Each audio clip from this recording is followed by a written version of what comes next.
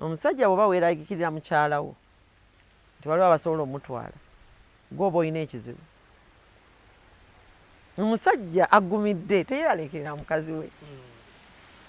Naye omusajja gw'olaba nti kanzireyo mukyala wange kitegeeza waliwo kyotatuukiriza era ng'okyeraliikirira nti kisoboka waliwo akisobola okukikola. Kati FDC bwefaanana omukazi omukuba omugobera ebweru ate ne weeraliikirira nti waliwo abasajja abasobola omutwala. Atulobo mulungi tukwaniriza nnyo webale kubanga otwegasseeko nate olunaku olwaleero. Tuze tugenda kubanga tuwayamu twegatiddwako Honorable Nabiira Naggayi Sempala nga yembako omukyala owa Kampala District. Naye nga wetwogerera yeesowoddeyo ayagala bwa Lord Mayor. So tugenda kubanga tuwayamu naye tulabe emyaka 15 nga yembako omukyala kusoomozebwa ki kwe tuyinza okwogerako, biki ebyo ebisobodde okubanga bituukibwako, ate era tulyoke tugende tumanye ki ekimusikiriza ogamba nti kanveeyo nange nesimbewo nga Lord Mayor. Nsanyusa okulaba ow'ekitiibwa. Ensanyuse okukyaza, mwebale kunnoonya, mwebale kuntuukako, mbaaniriza nnyo nnyo nnyo. Weewaawo njagala bannayuganda abo abatulaba obatubuulizeeko. Bannayuganda abatulaba balamusizza nnyo.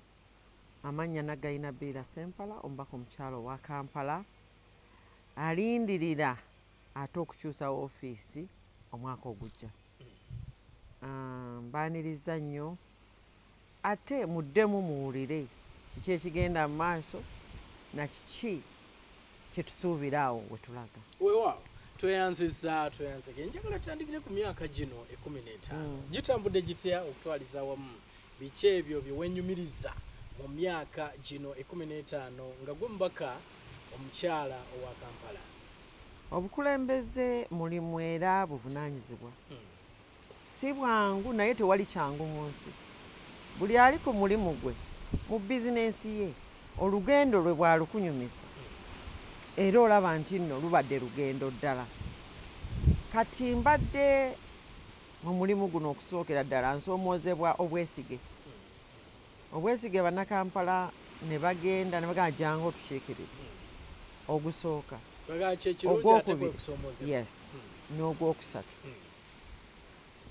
baba ntisse obuvunaanyizibwa n'obwesige bwabwe nga bunene ddala era kyova olaba nti era kikwata mpola ng'abantu bano abaneesize nkole ntya mbaweereze ntya ngamba paalamenti kale nja kwesibanga ku nsonga wadde MP obeera national naye nga nsoosowaza Kampala era kyova olaba nti buli kisanja mbadde nkirinako omulamwa. Ekisanja ekyasooka gwali mulamwa ki? Abaana abatalina mwasirizi. Ogwo ate omulamwa gwegwattibwako birala naye gwe gusinga okulembera abaana abatalina mwasirizi. Ekyo ng'omulamwa guno kiki ekigukuleesa era ki ekigukuteesaawo?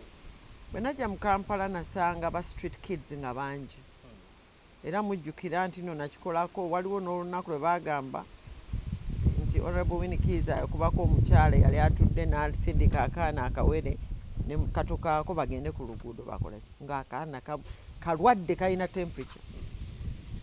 Kati embeera eyo yali y'amaanyi nnyo bwe nagira mu paalamenti era nenze nendowooza nti byangu nti nze ndi MP bano abaana waliwo ebitongole ebyentera okuwulira ebiyamba abaana nembiteeka ku lisiti nakyalira kimu ku kimu Plan International, World Vision, NGO nyingi. Ngenda okutuukayo nga baga ate mu Kampala tetukolamu. Tulinamu office naye tetukolamu. Neneetooloola tewali organization ekwata ku baana ng'ebayambira ddala munda mu butere gye simanyi mu Kampala. Era we natuukira ku watoto nendaba bull rushes nenkyalira homes zaabwe nendaba emitendera era nasoomoozebwa nnyo watoto ne ŋŋamba naye ekitongole ekikulibwa omuzungu lwaki era kyekikola mu baana baffe abaddugavu kitegeeza tetulina busobozi ffe nga bannayuganda okuyamba abaana abo ba famire ezitalina mwasi tulina kulinda bazungu ekinsoomooza naye nga kandabe ku bannayuganda abalina emirimu. Waliwo omusumba Sekaayi yali ewannajja Miracle Center bambi nentukyayira NGO ye ng'agiyina ku kyebusaabala neŋŋamba nga naye mukazi wattu astrugglinga naye nga agezezzaako neŋŋenda emutundwe waliyo era organisation eno gyeri bagiyita dwelling places ekulemberwa yatandikibwa omukyala Rita Nkemba Serukenya nendaba nga naye maama ayina abaana bajja ku street be basomesa waliwo home yaabwe dwelling places era ya fundraisinga mukyala muyimbi nenjiraba naye neŋŋamba nti naye nabbeera abantu baba bayina programu zaabwe nga waliwo abasobodde okukolako kye bakoze. Nze bannakampala banneesibiza nange kambeere maama w'abaana bano awo we natandikira nenkwata abaana abali ku street neŋŋamba tukoze tutya nenfuna ba experts paka bwe twalaba nti abaana abo tulina okusooka obasikiriza tubasembeze tuba rehabilitating embwongo mindset tubaagazisa abamu abaagala okuddayo okusoma basome.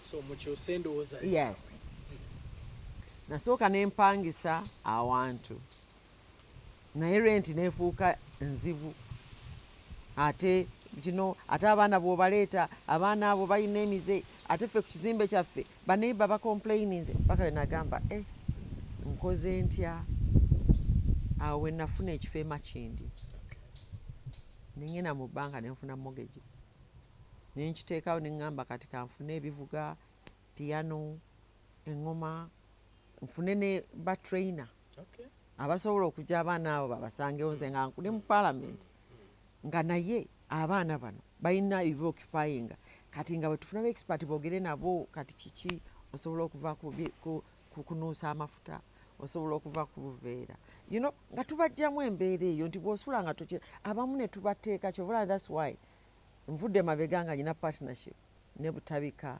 Hospital and Rehabilitation nga mubwakkiriza nga balina withdrawal syndrome ng'omwana alwalira ddala kubanga ng'amaze mwana wa myaka 10 naye amaze emyaka 4 ng'ali ku njaga ku biragalalagala anuusa ebintu eby'enjawulo kati ne tutandika okufuna aba rehabilitating basobole okuggwamu ebyabayingira munda. Kati abaana abo nentandika ssente eyo. Waliwo omwami gwe neenyumiriza mpaka olwaleero bamuyita Nambale Haruna ye director wa Citizens Primary School e Nabisaalo nakkiriza abaana be twa rehabilitating nga bateeka mu ssomero ate nange nali sisobola nnyo kubaweerera ngera nyina kubateeka mu masomero agatwala school fees 8,000 7,000 nga ndaba abamu bava mu maka gaabwe maama baabwe. Kati awo ku mwami oyo Nambale Haruna nasanga trainer ng'alina teacher mulungi nnyo nga training abaana music ne mumusaba ne mugamba omwami oyo mumpe waliwo omulimu gwe njagala abaana banankolere abasikirize era awo gye najja teacher Dauda trainer waba ghetto kids. Yes. Yatendese abaana. Yes. Oyagala tugamba nti ghetto kids gwobatandikawo bulungi nnyo kubanga yali teacher mu Citizens Primary School naye nga trainer mulungi ng'era bwe bakola presentation mu ssomero bwe namulaba kwe kumusaba eyali mukama we director mwami Nambale Haruna era teyali mukodo n'amumpa ne tutandika mpola ne muga jangu he's a math teacher. Kati bw'ajja n'abeeranga nga training kati abaana abamu abe nafunanga ate abatali mu bitundu yayina organization nga bakayita triplets Uganda. Kati triplets eyo najja nga kati naye bwakola naye nga nange bwankolera kati abaana abamu ne batandika okusulayo babuuka ekikomera ekiro ne bagamba asikaali nti baasuzeemu neŋŋamba ye baasuze bakoze ekyenjala kane ntandika okugamba katutandika okufumbawo langi. Okay. Ngenda okulaba biiru omufumbi wakusasula, abalongoosa bakusasula. Biiru ne zeeyongera, sasula mortgage. Ate bills ez'okuba afumba kuuku, asikaali, wuuyo trainer, mazzi. Ngenda okulaba nga bills zitandika okugejja. Wabula nga nze doona, nze nannyini, nze doona, nze nteekamu, naye nga nagamba na Kampala bampa akalulu ku musaala nja gutoolako nkola ebintu ebyo. Okay.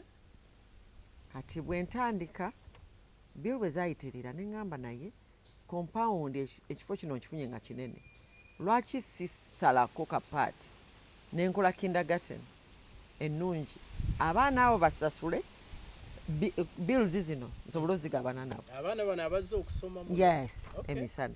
Ne nkitandika era ne kikola. Yeyo Blue Dales kindergarten. Kati ne ngiteeka mu kifo ekyo okukatinga costs.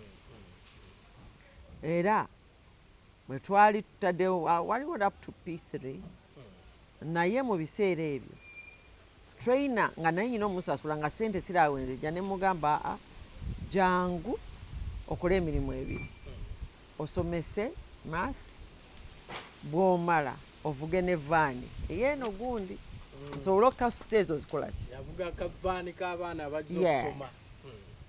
Kati bwe tukimala ne tutandika mpola ng'era bw'amala olw'eggulo atraininga abaana n'abava ebweru ne club ye ya triplets.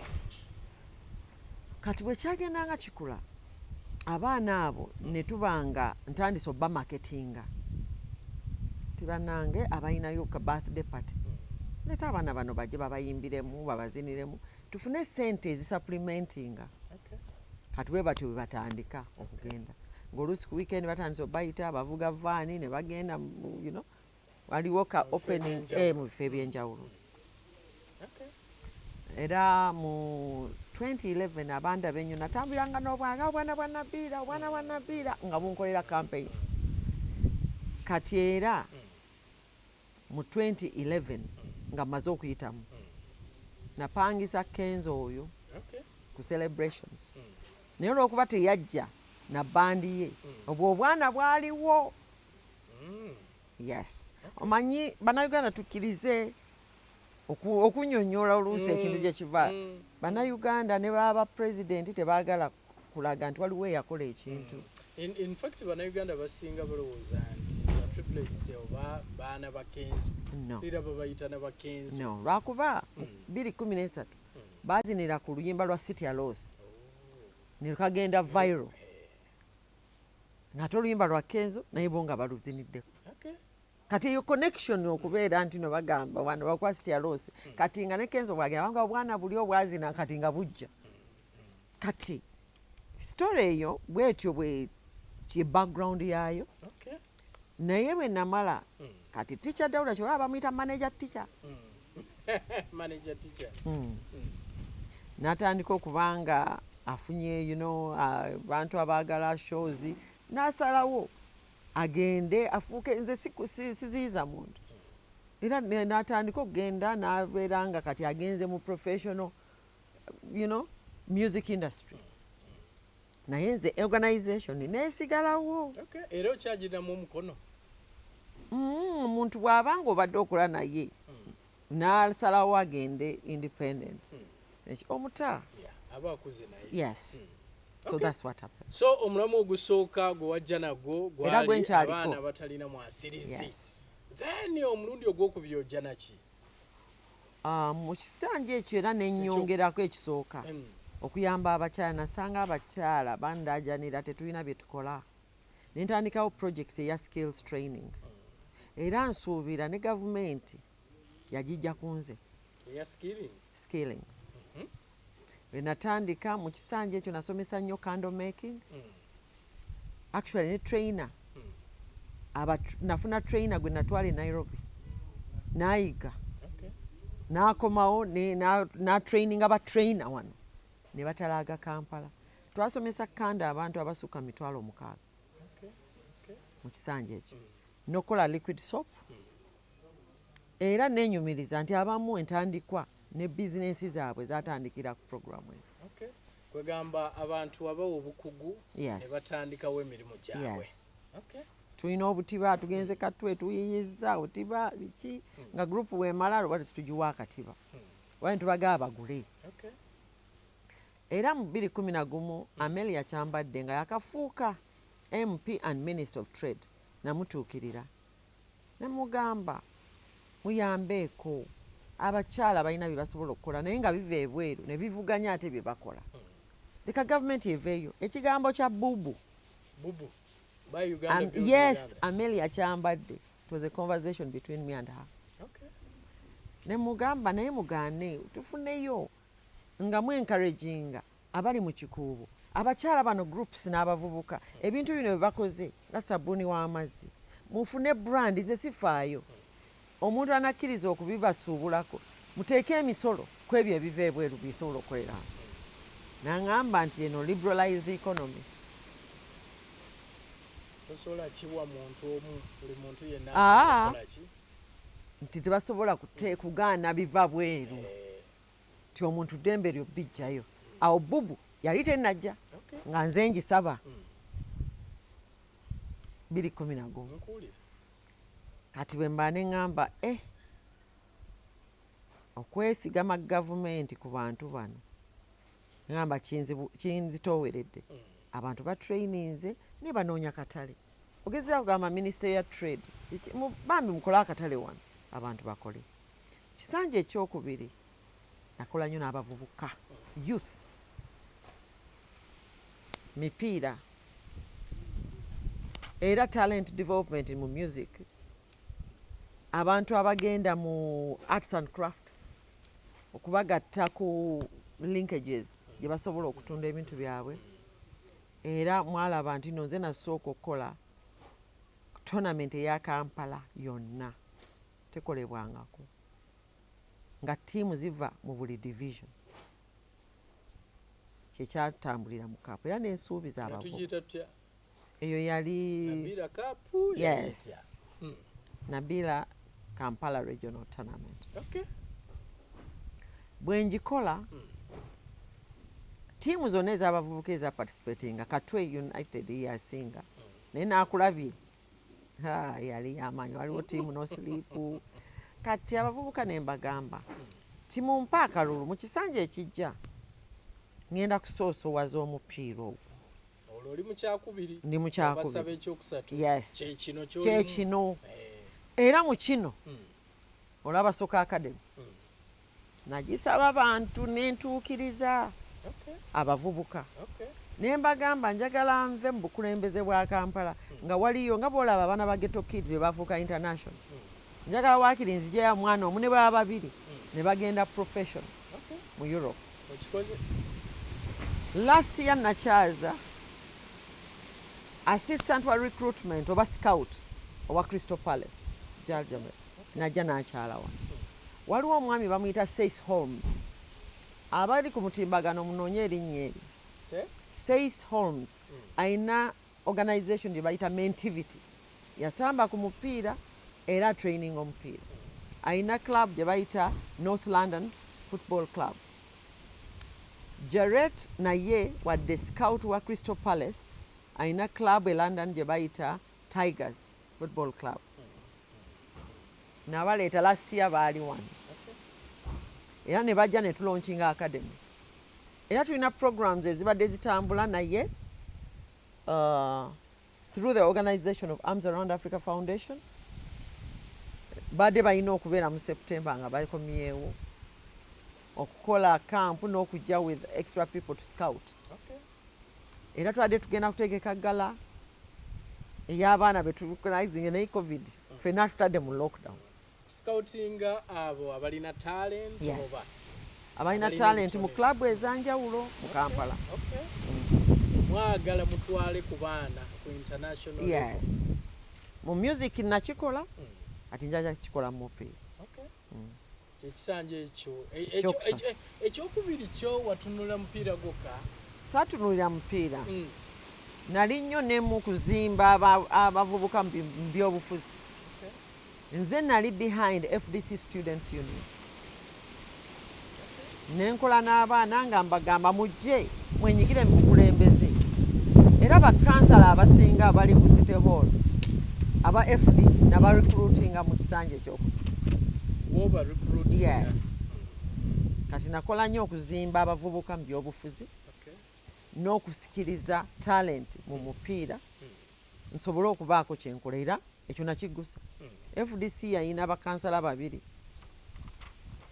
mu kisanje ekiwedde babiri bokka kati yayina majority ogwo omulimu gwange politically ate nga abasinga bavubuka nkikakasa genda onoonye track record tigwokoze omulimu ogwo okutwala abavubuka obukulembeze oyogedde bingi naye ndaba Arms Around Africa Foundation mpulidde ogikonye katono naye nkimanyi nti munnayuganda oyo atulaba tategeera oli bw'ayogera Arms Around Africa biki byotegeeza era foundation yani y'abazungu y'abafirika bali international biki ebyo Arms Around Africa Foundation byebyo ebisoomozeza bannakampala nange ne binsoomooza ne babintunulamu ne baŋŋamba kino tetukiina kino kituluma ne ŋŋamba nze ng'omuntu sisobola kikola kubanga MP alina mandate obuvunaanyizibwa bwe bulala naye ate tekigaana nti ebyo baba nnonda bagamba constitution obuvunaanyizibwa bwe bulambika mukola budgeti simanyi mulonda emirundi bya gavumenti naye ffe tebitutuukako naye nga mmwe betulonze ffe tutunuulidde mmwe kati ekyo nga ntutunuulidde mmwe ne kintakuza omutwe era ekitongole eky'obwannakyewa kyatandika mu 2007 kyatandikira mu CBO Community Based Organization registered by KCC nga bagiyita Family Development Initiative eyo gye kyava mu 2012 nenkiwandiisa nga non-government organization NGO nefuuka Arms Around Africa Foundation. Arms Around Africa Foundation bw'oyogera nti byebyo ebibanyigiriza oba ebitunyigiriza nga bannakampala oba otegeeza ki?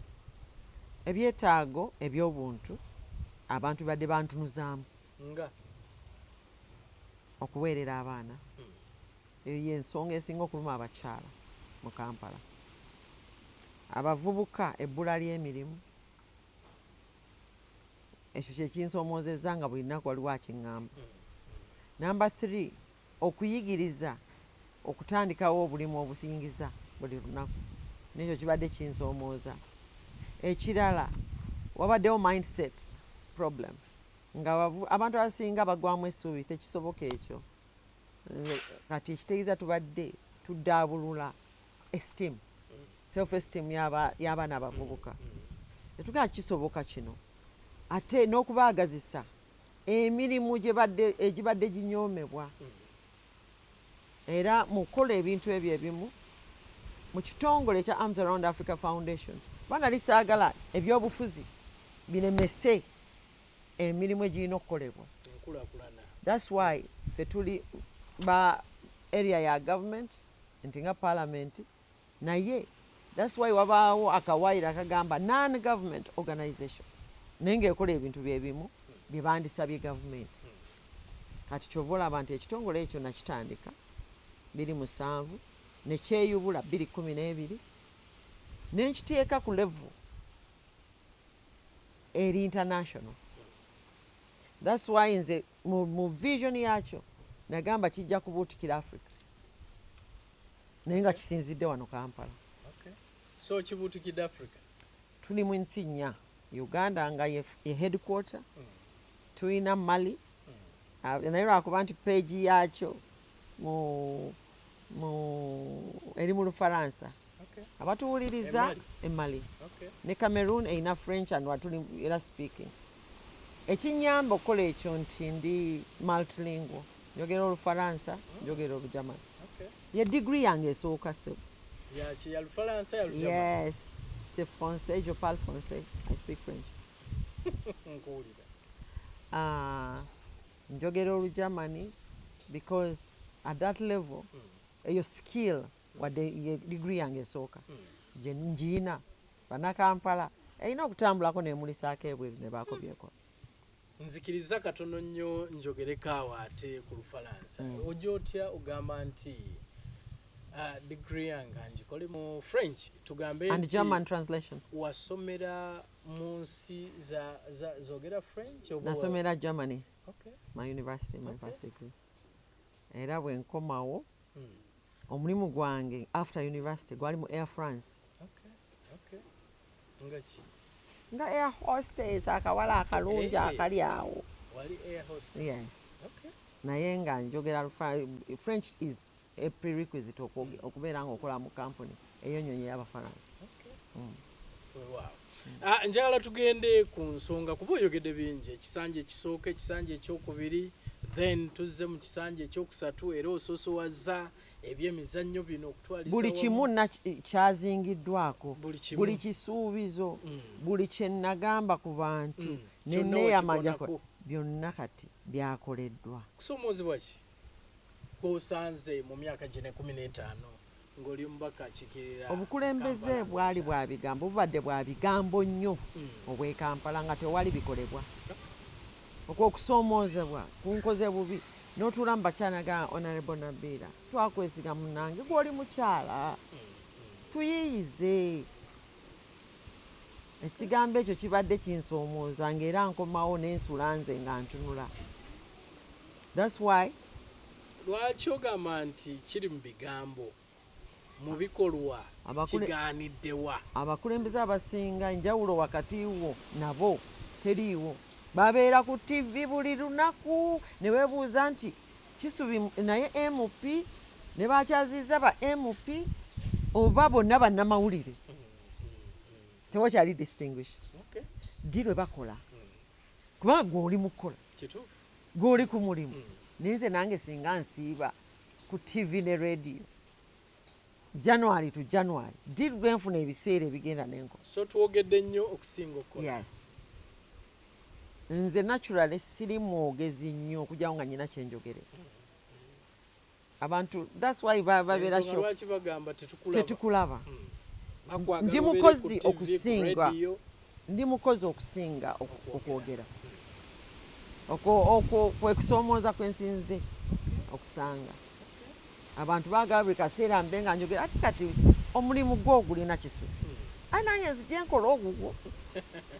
Anti omulimu gwaffe gutambula nammwe okubajja mu information. Kati kirungi tozze wano toginzijamu.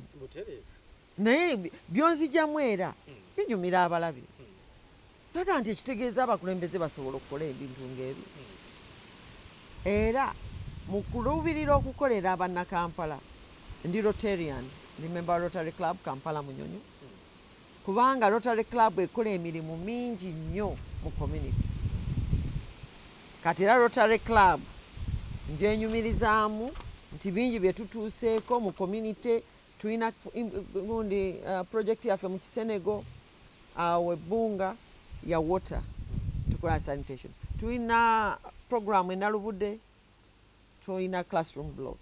Mumanyi bulungi tukola n'amalwaliro nga boolaba Nsambya Rotary Club nereeta theatre namba n'ekizimba cancer unit.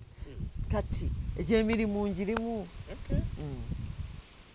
Bwe twogera omanye ebiseera bingi baba nenya bagamba nti temukoze, naye ng'omubaka wandituyisizaamuko katono emirimu gyo gyegirwa kuba mpulidde mingi gye wandisuubidde nti emirimu egimu gya gavumenti yerina okubanga ebikola naye mpulira gwe ate nabyo obikonako.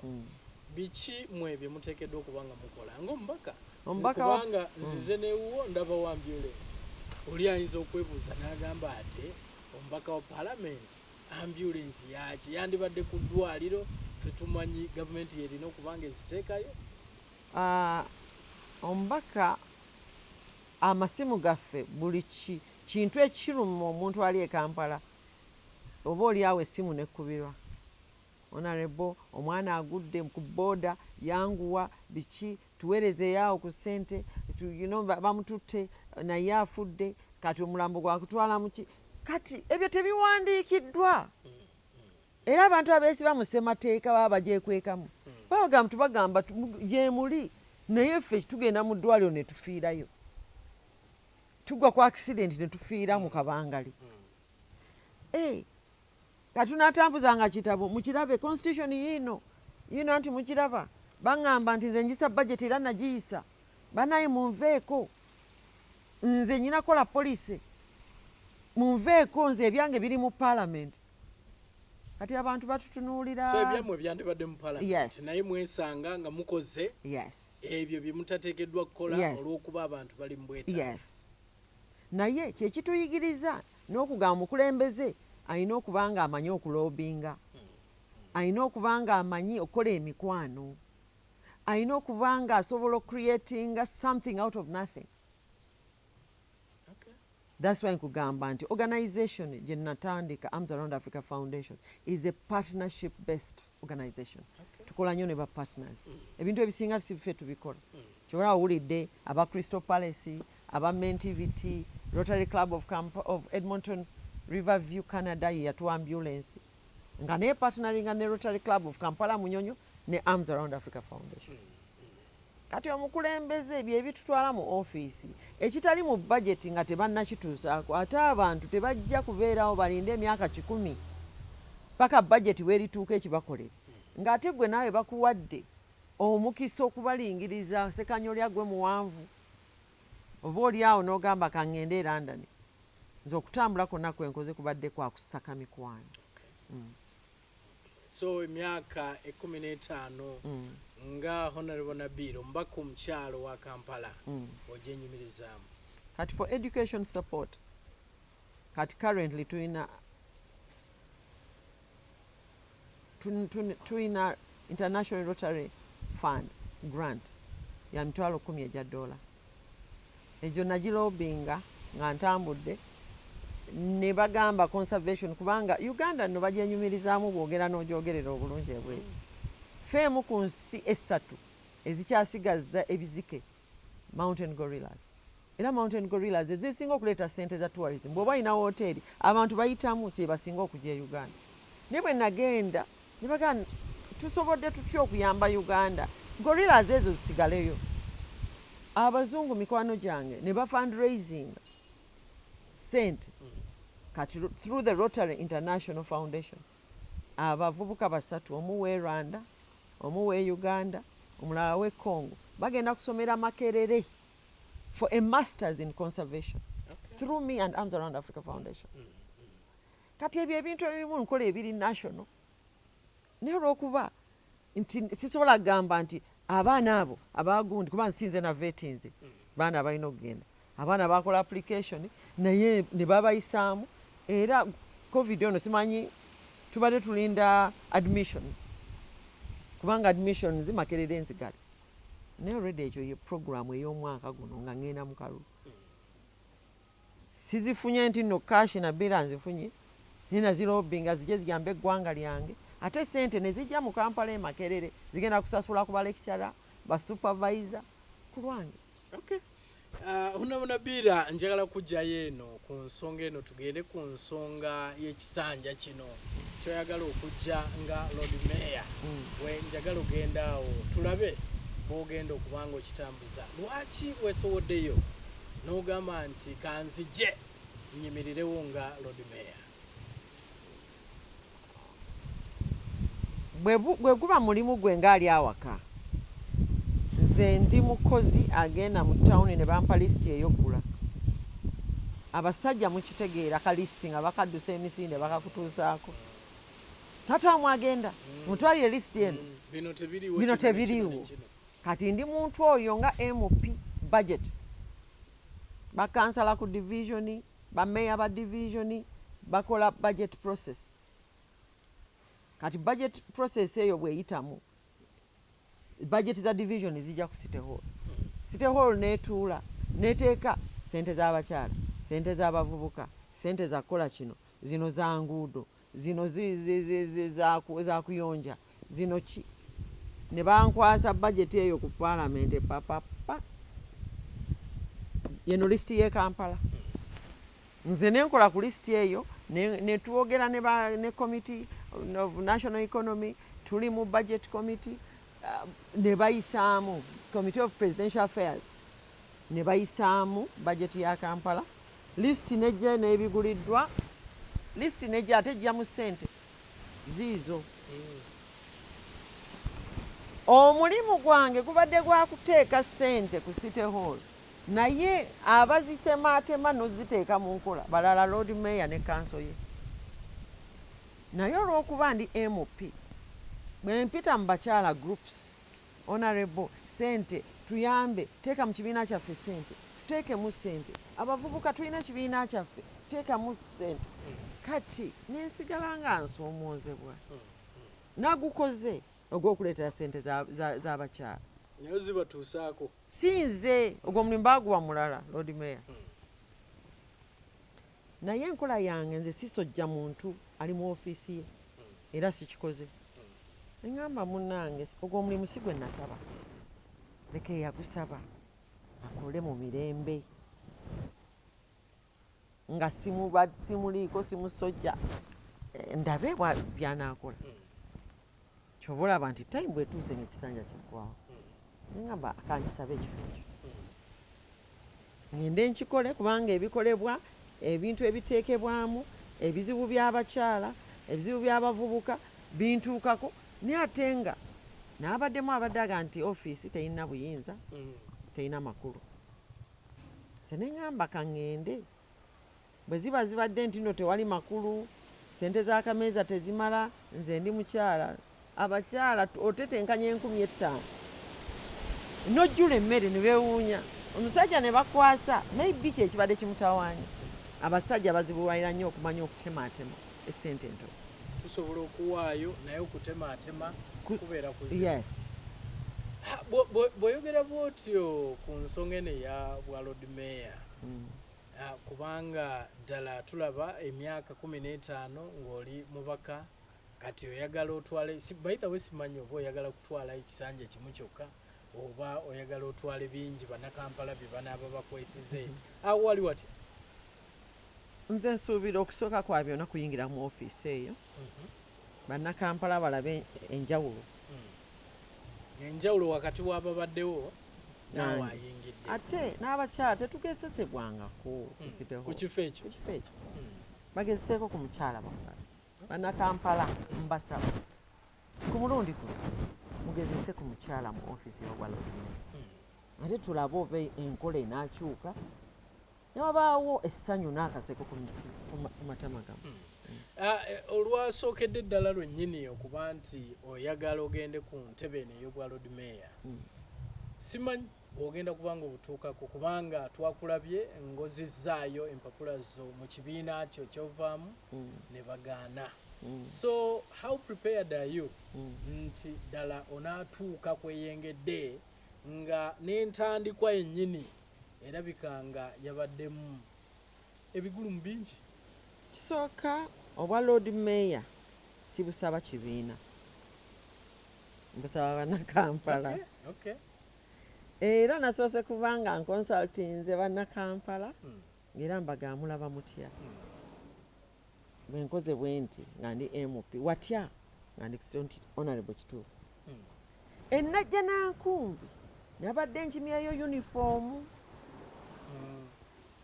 Kyambalo. Naye si bensaba obwa Lord Mayor, ekyo nkyawula. Katono nnyo twogere ku sinariyo eyabaddewo, kubanga abamu bangi buli omu yeebuuza agamba nti kiki ekyabaddewo, lwaki Nabiira Naggayi yammiddwa oba yagaaniddwa okubanga azzaayo empapula ze ez'okufuna oba ekibiina okubanga kimuwa go ahead abeere nga yakikiikirira. Kyekyabaddewo wagenze leeti obadde toddangayo, ekibiina wali wakikyawa, lwaki kyabadde bwe kityo? Osobola ogenda n'opangisa ekizimbe, landlord n'akufuukira ekizibu. Kubanga eyo uniform tugenda nabagambye ekibiina nkyagalako uniform. So si be balina no kituufu ekyo.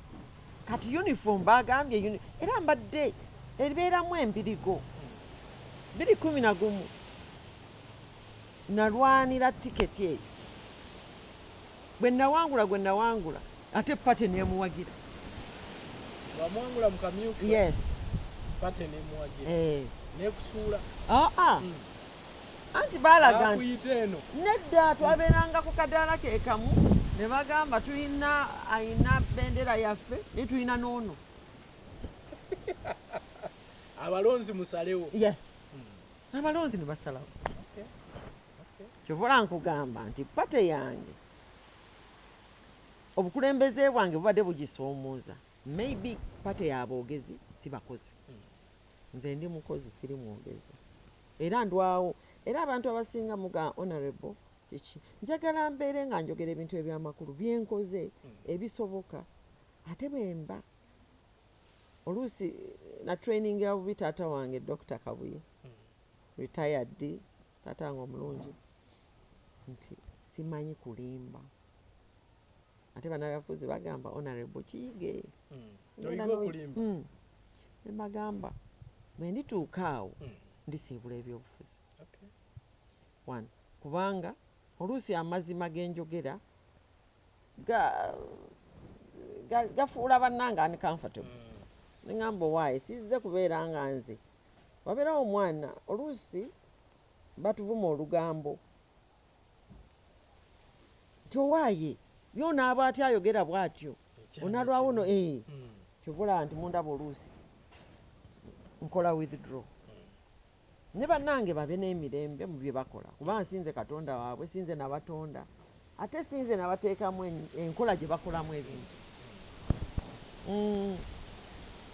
Honorable bannayuganda beebuuza nti ki ekyakuviiriddeko okuzzaayo empapula ezo ng'obudde buyise abamu infact basuubira nti kyabadde kigenderere abamu bagamba nti osanga Honorable yasuubidde nti ne bw'ozzaayo ng'obudde buweddeko obwateekebwawo bajja kubanga bazitwala ki ekyabaddewo omanyi abantu beerabira omanyi nze nasomako akatono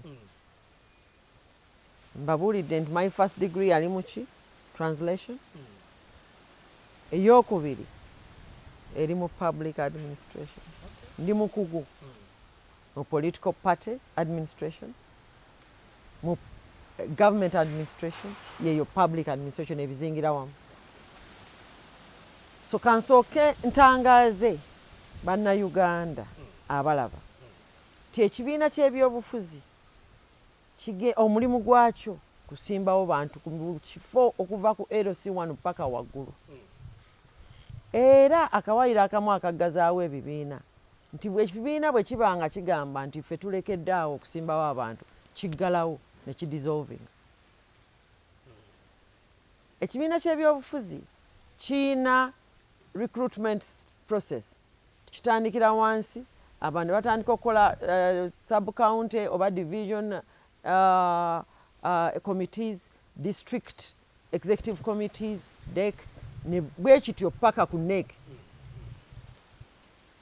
era babosi b'ekibiina be baba chapters ez'enjawulo eziri mu ggwanga kubanga be ba recruiting abantu era be babamanyi nti ono asobola siina buzibu na district chapter zange za Kampala no olina buzibu na balonzi no FDC Kampala district Kampala is a region mu party tuina Nakawa district Kawempe district Rubaga district Machinde district Central Division Kampala district zezo district 5 za Kampala siina buzibu na district chapter zange era obuvunaanyizibwa obw'okuwandiisa abakulembeze mu kibiina buli mu districts tebuli ku secretariat najja nankumbi kikwewuunyisa nti ne 2011 akamyufu kange kaali najja nankumbi tekali mu districts zange baakayitayo bwe kituuka ku nze obukyayi buvaawo obwo I think I threaten who? I threaten leadership kuba nyina capacity to even be a party president of that party. Okay. Niye balina okusooka okutemera kettaka mu buli ango. Nesinze ensoose Betty Kamya alina capacity to lead that party. Kyaba bamutemerako mangu ettaka n'agivaamu.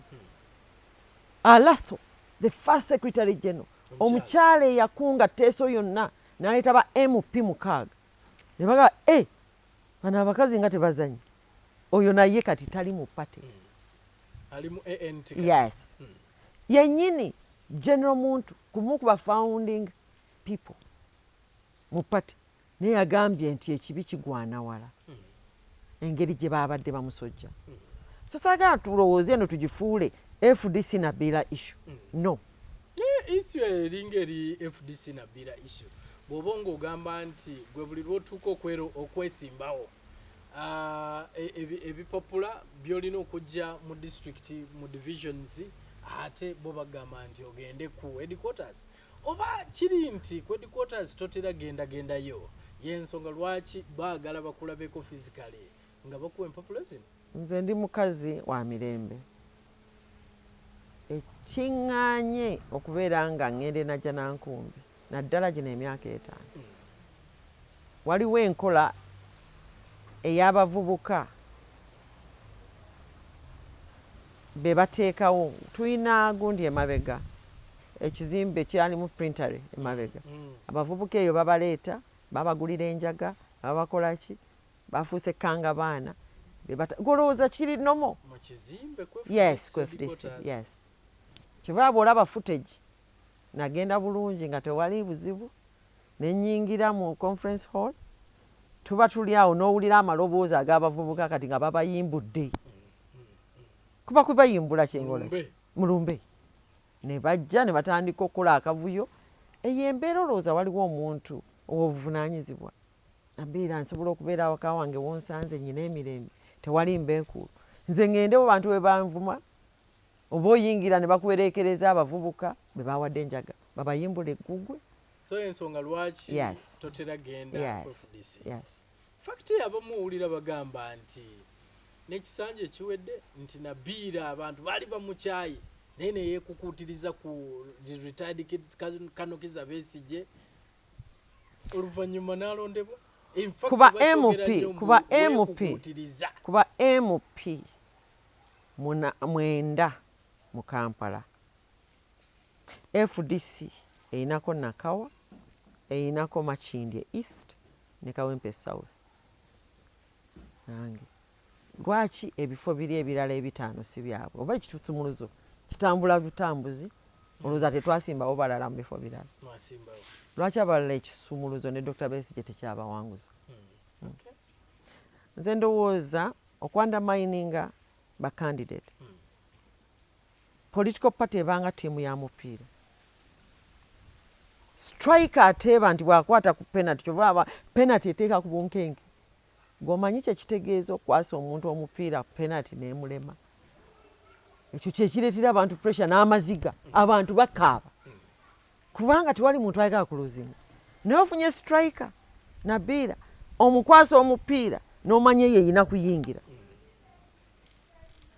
kizibu ki kyoba oyina ekitegeeza pate yaffe yaba businessmen abajja okugikozesa okufikisinga match tiffe tumuleke oyo saawa eyo omupiira ffe tuwe sente ekyo ekifo tujja kiba omupiira mujja guwangula otherwise tewali nsonga ndala ekunyonyola abantu ona Bira njagala otunule mu kamera bw'oba tolimba obulire bana Uganda nti nazizaayo empapula nga ddala njagala nzigire ku kada FDC kuba abasinga balowooza nti it was intentional wakikoze ng'okitegeera nga toyagala kugira ku tiketi ya FDC kati abadde bwebanga bamanyi nadde sijagala dubo lwaki baginyimye njagala bannange bana Kampala tutegeera embeera nze bisanja 3 nyambala FDC eyo gyolaba enkozeemu ssente olw'okuba ngiwangulira buli mwaka bafuna ssente miliyoni 3 n'omusobi okusinziira ku nnamba y'aba MP gye balina ne zigenda najja nankumbi kati bwe kibanga ekyo badde bakikkiriza then ekitegeeza nga ssekibiina kino kye bagamba nti mbadde sisasula ssente ekyo kyatandise kisanja kino ate sinze nzekka twakola petition nga twemulugunya ekibiina ekiteeka abantu ku headquarter gye tusasula n'otuuka nga bwe bakuvuma gw'osobola otya okusasulira awantu oyingire nga abaliwo bali ku ssente zo naye nga balina okuvuma era ekyo twakiwandika mu butange nti nedda okujyawo ng'ekintu kiresolvingiddwa naye ebyo tebajja byogera lwaki twagaana okusasula mu kisanja kino.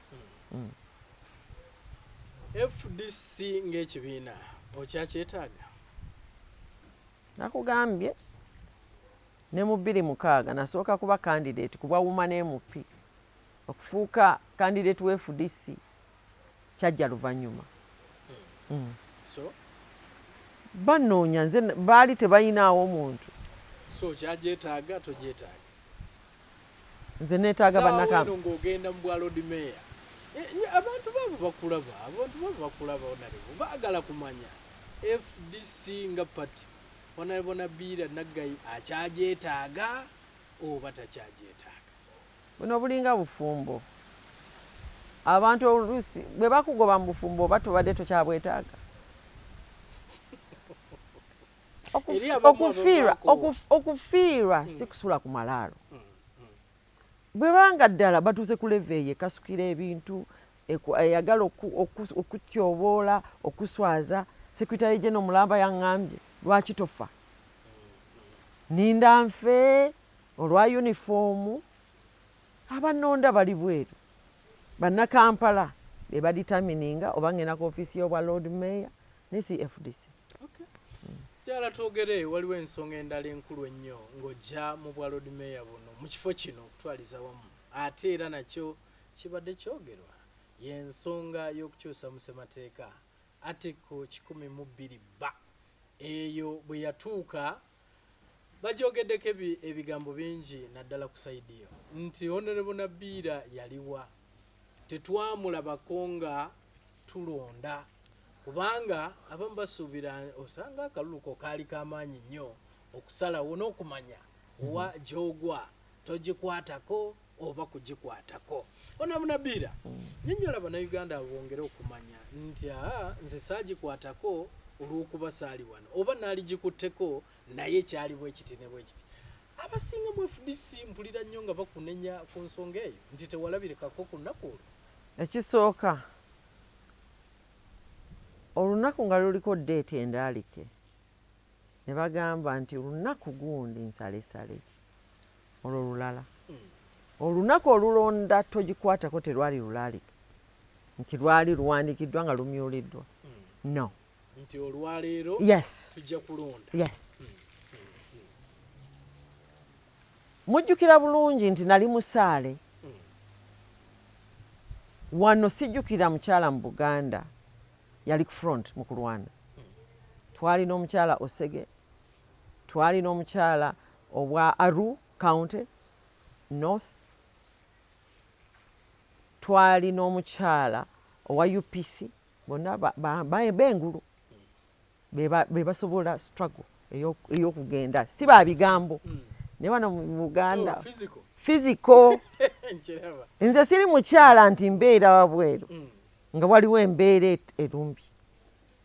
Oluusi kyova nti abantu beewuunya n'ekyokugamba nti nali ne Dr. Besigye mu 2015 nga tuli mu kalulu bonna baali batambula balukwago kasita abasirikale baalabika emisinde tebaalabika balinganga boolaba omukka mulundi gumu weebali tiyagasi bw'atandika tomanya na mmotoka gye ziyise. Era munnange Dr. Besigye yagenda okwesanga ng'asigadde nange yekka kati kye bayita okwesibako kyekyo. Era nze njagala to clarifying I'm a brave woman. I'm a fearless warrior. Era ekyo saagala bantu nzo obwa coward ekyo ingredient mu DNA sigirina. No.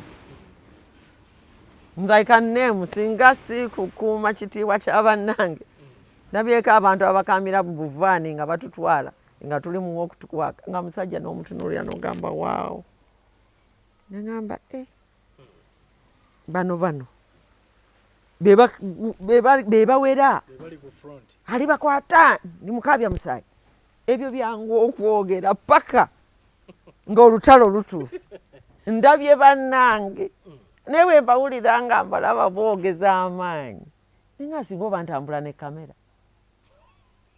naye ndikodingako abantu bano nga patro etuuse okankana okubeerawo waliwo eyagamba bannange nze nibadde wa asma banayo bamundeke ng'agamba nno basirikale ate batukutte tuli mu vaani kasirikale wadde togimanyi tunakuluma lwaki wagenze ku front kati ndabye bannange sijja bannange babadava mukimanyi bwe tubeera ku struggle actually ne muwalk to work twatuulanga meeting nga tuli ba MP Dr. Besigye ba Ingrid ne tuba abantu nga 15 bannakampala ateri kudda mabega tugenda maaso ne tugenda ate Bonabira tugenzeewa nze na planning nga wawe tugenze tugenda kola mu Central Division sawa 12 sharp bw'oba tolina kusula wakati osulawo tulabike ku Lumu Street kubanga tugenda ko side eyo wansi usaawa 11 abamu twalinga tutuuse bwe tulina okupaakinga ng'amasimu g'abannaffe gonna gavuddeko yebo ba leaders abajja ne bavaayo ne bawe ebigambo bizitowa ogamba nti kandabe ku basajja abo nga bakutta omuntu bamusitudde nti batunuulira bannange obukulembeze bulabya bingi. So what happened ku nsonga ya 12 anti kati in writing zijeyo ne history oyo nti era twagendanga okwetu Dr. Besigye nsobola kubanga waliwo we tutakkiriziganya naye simutiitiizi alwakuba musirikale the only other person gwe twabeeranga nayo nga twesanga tuli abantu basatu ku ttiimu eyogeza amaanyi Ingrid nze ne Dr. Besigye ng'abalala badduse n'amasimu naye baamalanga otukwata nga be bali mu press conference era twagala bannaffe mubate mangu be baamalanga bagamba neekukuutiriza. I think that's absurd. Njagala abakulembeze ebigambo bye boogera basobole okuba nga babiteeka mu nkola. So kibi nnyo okuswaza omanyi ebigana abantu okujja mu politics is the shaming, humiliation. Lwaki my medical problem efuuka political? abantu balowooza weebuzaawo bwebuza lwaki naliwo navaawo ntya their records I was on sick leave. I'd already applied for it. Actually name postponing my flight. It was a surgical procedure. Mind you, twali tugenda mu Christmas.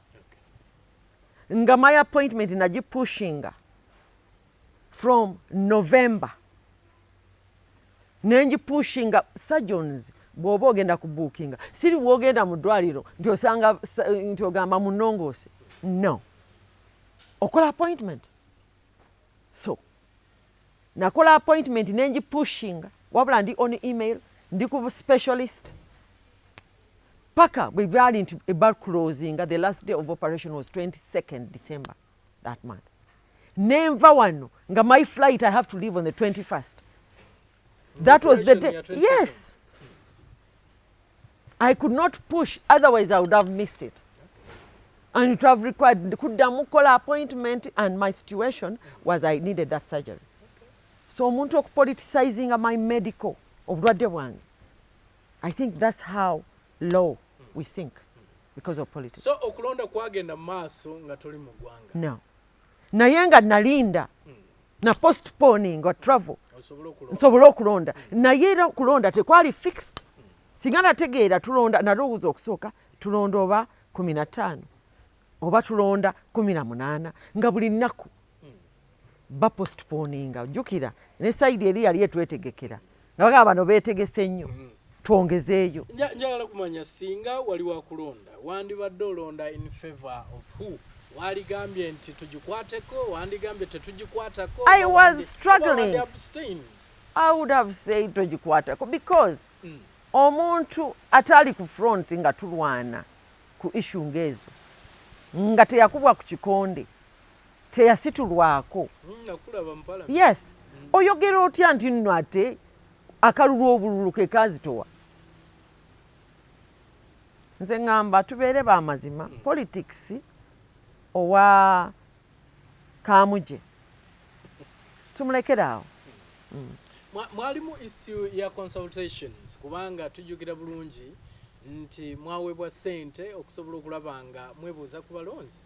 Oli ayinza okubuuza nti abalonzi bo baali bagambye nti tokwatako, era abalonzi bagamba temugikwatako, era that's why mwalaba nti mu struggle yonna it is only the date etaali set gye banvunaana nti wabulawo ku date etaali set, era n'olunaku olwo baali basuubira basobola n'olupostponing.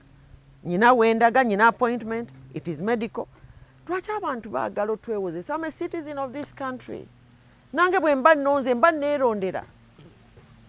So it's not like I vote for others. It's also in my interest to vote. Munnayuganda ayinza okubuuza ojja ku bwalo ni meya, ojjira mu kibiina ki? Ojjanga independent, ojjira mu kisinde, wakati tulinawo ekisinde kya people power, ojjira mu kibiina kyonna, oba olina ekibiina kyoyinza okwegattako, oli ayinza okubuuza bw'ati. Kati bw'obanga oli professional either mu mupiira oba muki, omupiira gwosobola ogutwala wonna. Wangi? Yes. Kadde mwako bw'oba oli professional. Services zo ziba ziri marketable. I'm marketable. So saagala FDC erowooze abo ba failures bebeesiba mu kibiina nga kibagobye.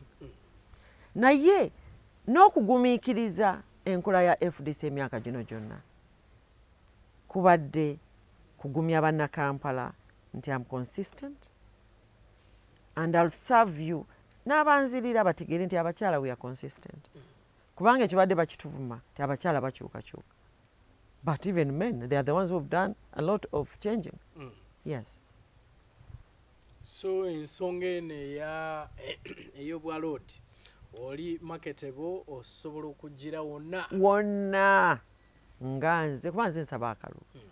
Ekibiina mbabuuzizza kyekigenda mu maka g'abantu basaba akalulu. Nze ngenda naye uniform ne mbagamba nti uniform yange omujoozi mugulabe. N'abalala abali mu mujoozi guno bannaye mubatunuulire. Nze marketing ekibiina njagala singa Katonda anti myezi bwezi njagala okomewo Kisubi nga mpangudde ng'ate gundi teri wano teri Buziga ku City Hall. Nga okujaganya kuli ku City Hall. Nga kuli ku City Hall. Ndabe bameka mu Parliament ekisumuluzo anti kyekinoonya akalulu ne bagenda okuba nabo.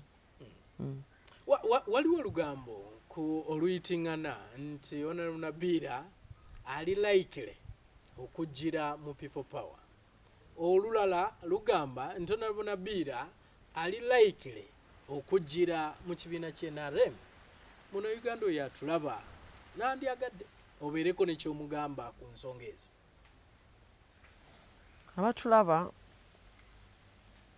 okusalawo okutambula nga bw'otambula kuba kusalawo oku. Tewali ankase kubeera mu FDC. Naye jjukira be bannoonya. Already nali candidate Dr. Kigunda omugenzi ne mukyala we Maayi Yusufu Nsibambi be baŋŋa jangu ojjire mu FDC. Candidate si gwe omutonda. Candidate yeeteekawo nagamba me candidate.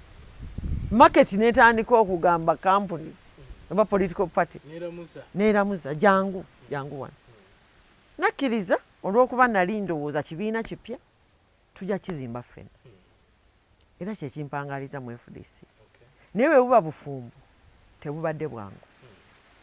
Bwe bubaamu domestic violence mwagirabyeko ne bakuvuma. That is traumatizing, psychological torture. No wonder abakyala abalala nga bawinikiza baga you know what, tusavinze, let's bow down. Tetujja kutuka lwa toxic environment. Domestic violence abantu balowooza ebeera mu maka gokka. Ne political parties zino zikutukolako violence. Yes. Some psychological, some trauma through intrigue, n'ebivume ebiri physical nga badeploying obuvubuka ng'obwo bawadde enjaga. So that trauma should never happen in any environment, whether it's your workplace. It is something we advocate against. Kati feba advocate aba harassment, aba violence, like, you know, torture. Atenga fe tuji practicing mu bibiina byaffe. What example are we showing? Onero tonadde mba bannayuganda ku nsonga y'ekisinde ne NRM.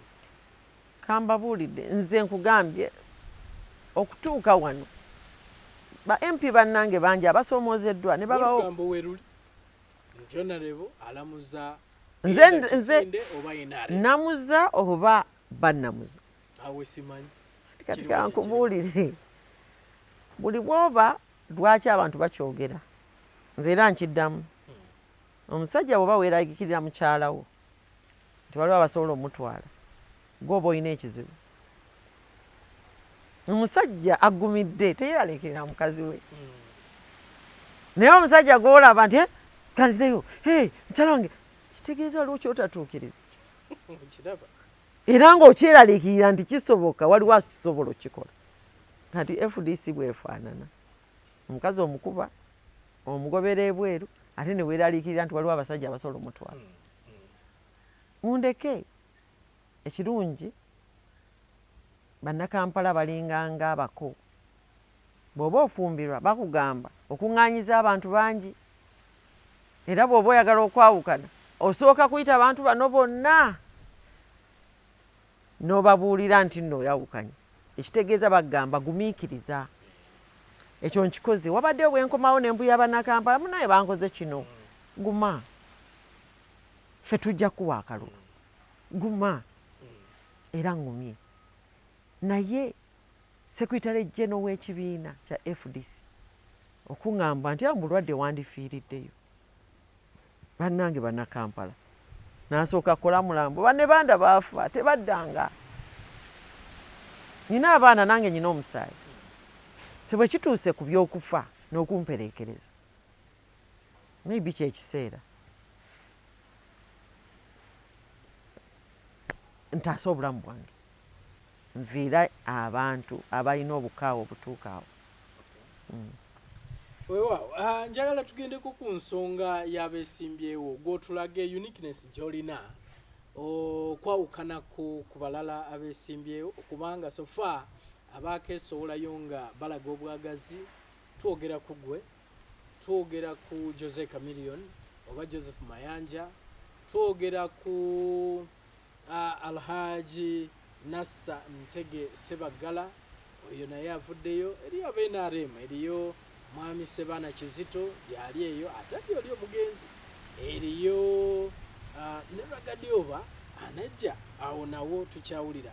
Gwe uniqueness ki gy'olina okwawukana ku bantu bano bonna abajja? Nomulodi, Lord Mayor Lugwago. Ekigambo potential. Obusobozi. Mbulina bwo. Bisaanyizo, experience ya Kampala, ebizibu bya bannakampala. Naliko ne kansala, so I know local government. Ne bali babirina. Why? Aliko ndozi asooka kuba parliament. Nze nayitira mu mitendera nasooka kuba era kansala. Nenzija kuba MP. Kati njagala kugenda kuba Lord Mayor. Experience eyo egenda kukola nnyo mu office eyo gye njagala. Era mbagamba ndi wankiza ate nze mukyala alina embavu akisobola. Ekirungi mukyala munnange yaliko executive director Jennifer Musi yalagako nti abakyala obutonde okuba nti omuntu mukyala oba mukazi temugimuggyako obusobozi ate ye yalaga omukyala nga mukyala era yasobola okukyusaako Kampala. So mukkirize omukyala atuuleko mu ntebe eyo ate tulabe Kampala bw'enaabeera. Wabaddewo ebibuuzo bingi, nzikiriza nange kino nkikubuuze kubanga bakibuuzizza nnyo Haji Nassa Ntege Sebagala nti owulira otya okujja okwesimba ku mulamu wo. So nange njagala nzije nkubuuze ekibuuzo ng'ekyo. Owulira otya okuyimirirawo ne Haji Nassa Ntege Sebagala? Simanyi mu Luganda oba kati gwoba omuyita otya, abamwami abaki? Okubanga omwesimbako obanga mwesimbirawo wamu. ekisooka sirina muntu gwe neesimbyeko neesimbye mu kifo nga nsaba bannakampala bwa Lord Mayor. Ekifo ekirimu omuntu tebakiranga. Kino kiba vacant. Kiba vacant. Yes. So sijja kwogerera bakandidate balala. Kubanga buli muntu alina eddembe ly'obwebange. N'omwami n'omukyala mu nnyumba basobola okuvaayo ne bavuganya. Eryo ttembe ssemateeka alikuwa. So balewo omulamu tasamirirwa mbadde nsaba nti ebibuuzo bya buli candidate bibuuzibwe ye ayogere kyagala okolera abantu.